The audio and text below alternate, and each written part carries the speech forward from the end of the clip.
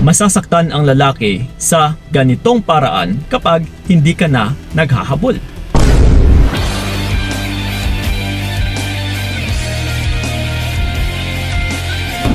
Yes! So what's up? Kamusta mga utol? No, nandito na naman tayo. Usapang pag-ibig pa rin syempre. So, hoping na marami na kayong talagang natututunan, no, sa ibinibahagi or binabahagi ko sa inyong advices or aral, no, lalong-lalo na talaga sa larangan ng pag-iibigan. So, ito ngayon sa topic natin na kung gusto mong makamit na masaktan talaga yung isang lalaki na sa pamamagitan na ikaw ay hindi na naghahabol, ay talagang masasaktan at saka masasaktan yung isang lalaki. Pero, hep. Una nga sa lahat, hindi ka nga ba naghahabol? Kasi, yung iba, lalong-lalo na sa mga nakakausap namin, ay hindi nila alam kung ano ba talaga yung ibig sabihin na huwag maghabol sa partner nila. Ang buong alam na kasi ng iba is kapag sinabing maghabol, yung tipong tatakbo ka, hahabulin mo siya.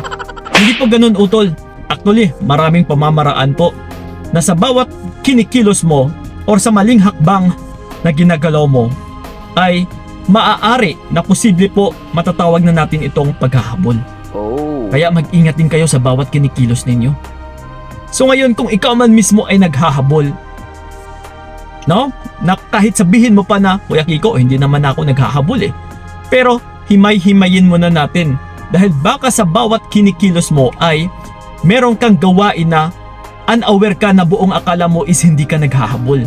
Pero pagdating sa partner mo na lalaki ay still, no, angkop or pasok pa rin ito sa gawaing paghahabol. Kaya mas lalong nagmamatigas yung isang lalaki.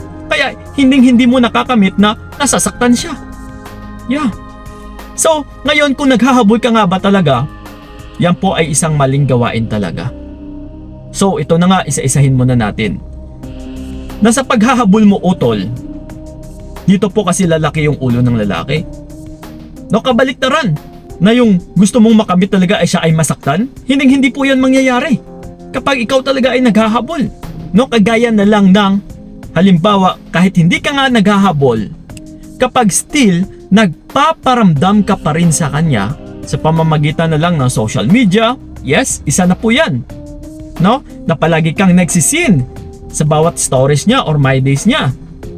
And palagi kang nagre-react sa mga bawat pinopost niya. And yung tipong palay ka rin message sa kanya na kahit hindi ka naman nire-replyan. Or kung minsan, lalong-lalo na kapag medyo emotional ka sa gabi or umiiyak ka, tinatawagan mo siya. No, nagmi-miss call ka na kahit isang ring lang and then pinapatay mo. So still, pasok pa rin po yan sa paghahabol. Kasi nandoon ka pa rin, utol, sa pagpaparamdam sa kanya. Kumbaga pa, kumukuha ka pa din ng pansin niya. So once na kumukuha ka ng pansin sa lalaking ito, ay matatawag or pasok pa rin ito sa paghahabol, utol.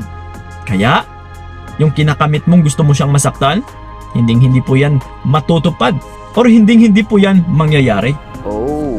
Kasi mali yung gawain mo, utol.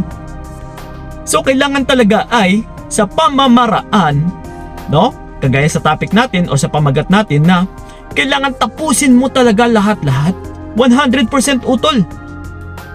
No? Sa sinasabi natin or sa tinatawag nating huwag kang maghabol, ay masasaktan talaga yung isang lalaki kapag pinutol mo lahat ng connections, no, sa taong ito. Kapag pinutol mo yung daloy ng kuryente, no, halimbawa na lang yung kawad or yung kuryente, kapag pinutol mo, hindi na madadaloy or hindi na makakadaloy yung kuryente, kaya hindi gagana, no, yung isang bagay or yung appliances. No, halimbawa na lang sa charger, kapag pinutol mo, di ba, yung wiring nito is wala na, hindi na magcha-charge. So same thing as, no, pagdating sa relationship ninyo sa taong ito, na kung gusto mo talaga siyang masaktan ng lubusan, ay putulin mo rin yung ugnayan ninyong dalawa. Mutual friends, circle of friends, families, dapat wala, utol. Kuya Kiko, okay lang ba na makikipag-chat ako sa kapatid niya? Or nagtatanong yung magulang niya sa akin? Okay lang ba na magre-reply ako? Still, utol, hindi talaga okay. No? para hindi ka papasok sa paghahabol. Kasi hanggat nagpaparamdam ka, kahit kani-kanino pa dyan, kahit sa pinakadulo na, or kahit hindi na nga niya kadugo, no? Kahit nga kaibigan lang is still dapat hindi ka talaga magpaparamdam. Kasi sa totoo lang utol, yung tanging pinaka-goal lang natin dito, hindi yung para sa kanya, kundi yung para sa sarili mo. Para masanay ka rin na mahalin mo ang iyong sarili. Na para masanay ka rin na mag-focus ka sa iyong sarili. Para masanay ka rin, no? Mabuhay nang wala yung taong ito. Mabuhay nang mapayapa. Mabuhay nang walang stress. Mabuhay nang walang nagbibigay ng sakit sa ulo sa'yo.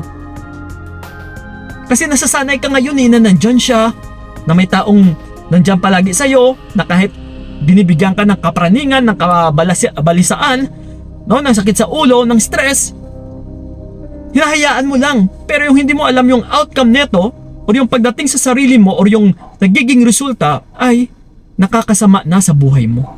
Sa sarili mo, utol.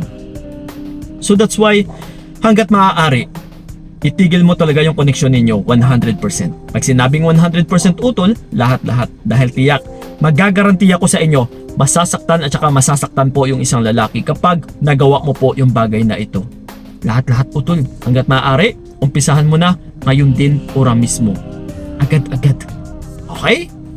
So yun lang po mga utol. Sana'y malinaw talaga sa inyo. And then, sa mga hindi pa rin nakakagets, you can still leave a comment dyan sa ilalim sa may mga katanungan man. Yes, sasagutin po namin yan. Lalong-lalo na dito po sa YouTube channel namin.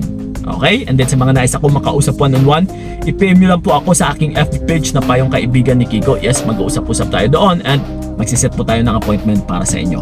Ako po mismo ang makakausap ninyo. Okay? So yun lang po. Maraming salamat. So ingat kayo. God bless and babush!